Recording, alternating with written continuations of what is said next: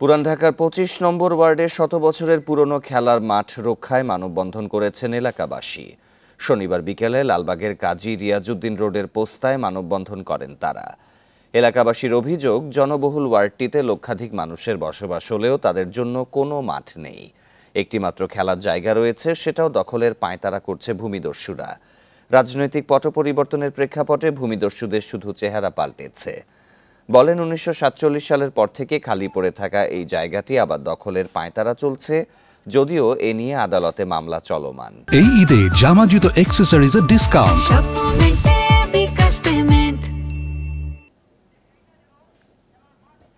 আমরা বলছি যে এই দখল করা যাবে না, এবং আমরা এলাকাবাসী যতক্ষণ পর্যন্ত জেলা প্রশাসক এটাকে মাঠ হিসেবে ঘোষণা না করবে ততক্ষণ পর্যন্ত আমরা ধারাবাহিক কর্মসূচি পরবর্তীতে দেব।